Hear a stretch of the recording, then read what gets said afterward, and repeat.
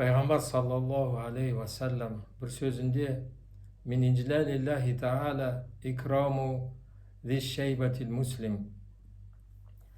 Алла тағаланы ұлықтаудың бір түрі ол ақ шаш басқан мұсылманды құрметтеу, яғни үлкенде сыйлау. Басқа сөзінде үлкендерден бастаңдар, және басқа сөзіне береке үлкендермен бірге, жас үлкендермен бірге. Бізде де айтады батасын алу деп үлкен адамның. Және бір сөзінде де айтады, кім құрметтемесе үлкендерді, ол бізден емес. Сондықтан дінімізде бұған қатты мән беріледі. Бұл үлкен әдеп, сүннет, амал жасайтын іс. Кей кезде адамдар жай сөзбен ғана құрметтеуге жарамайды. Ал дініміз бізде жай сөзбен ғана емес, іс жүзінде көрсетуге шақырады. Тек қана ауызбен ғана емес, амалмен көрсетуге. Сол үлкендері құрметтеудің несін амалмен көрсету. Мысалы, мынандай жағдайларды кездесеміз мешіттерде. Бір күні мынандай жағдайда куә болдым. Мешітке барсам, бірінші сап енді бос болмайды, ертеге келмесе адам. Сонда екі ақсақал имамның артында енді қамат түсіріп тұрып атқан кезде араларында орын бар деп бір жас адам барып солардың қасына қыстырылысты. Орын жоқ әрине ол жерде, ол былай да көрінетін адам, бірақ сол кезде үлкен кісі үндемей, біреуісі үндемей артқа шегініп кетіп қалды. Жаңа жігіт ары қарай тұрып, сол түк болмағандай намаз оқыды. Артынан енді ұяты бар болу керек қой, намазхан адам ғой. Кешіріңіз деп айта салып жатыр сөзбен. Қасында екінші ақсақалға.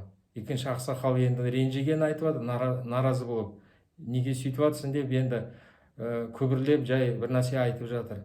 Екінші ақсақалға да айтып тұр, неге сен орын беріп қойдың, өзі ерте 2 сағат 2-де келдің, осы орынға бірінші сапта тұрам деп, неге беріп қойдың деп екінші ақсақалға сөгіс айтып жатыр. Бермеу керек, тұру керек жаңаға. Енді осы жерде нені біз түсінеміз? Үлкен кісі анау жасқа сөз өтпейді деген, өте алмайды деген сол үшін кетіп қалды. Бұлдың пайдасы жоқ, қазір бұған айту түсіндір. Сондай түсінігі болса, үлкен сыйламай осылай тұрып қалса, не істейсің онымен деп кетіп қалды. Осындай нәрседен сақ болу керек неде. Енді басқа мысал ретінде бір рет өзімді барған кезде, ерте бармасам бірінші сапта орын болмайды, екінші сапта тұрмыз, қамат түсірген кезде бірінші сапта енді тығыз отырмаған адамдар орын болып кетті, бір жақын бір жерде. Жаңағы кісі арттағы адамға біреуге ұсынып атқанда, арттағы адам маған келіп, маған айтып жатыр, сіз барыңыз деп, сол ишарат етіп, сол орынға шығарып жатыр.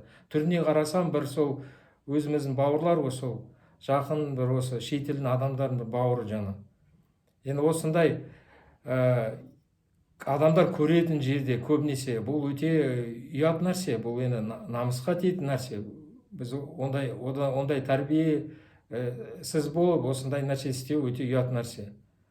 Сондықтан мен есімде бар, Мысырда оқыған кезде кейбір мұсылман елдерінің несін тәртіптеріне тәнті болдым. Осы мәселеде үлкенді сыйлау жағында. Кәдімгідей ұзын қысқа жеңмен жүрмейді сол үлкендердің арасында.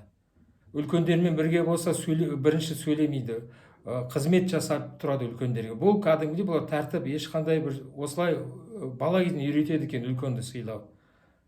Бұл дініміздегі бар нәрсе. Жаңа басында айтылғандай, Алла тағаланы ұлықтаса адам, тағзим етсе, ол үлкен жас адамды да құрметтеуге тиіс. Бізде осы нәрсе енді дін арқылы келеді тәрбие. Мысалы, көптеген дамыған мұсылман елдер олар дінді қолданады. Осы дін жаңа өзін халықты рухани жағынан күшейту үшін. Ол да Малайзия, Түркия, тағы басқа үлкен елдер ол дінмен кәдімгідей бірге сол дінді көмекке алады, осындай тәрбиелеуге адамдарды. Үлкенді сыйламайтын адам, ол батасында да алмайды деген үлкен. Үлкен адам саған бата беру үшін, ол саған риза болу керек, ол жаңа шын жүректен саған бата беру үшін. Егер де сен жаңа осындай іс-әрекетте осындай көрсетпесең құрметті, ол қайдағы бата саған? Субханакаллахумма бихамдик, ашхаду ан ла илляха илля анта астағфирука ва атубу илайк.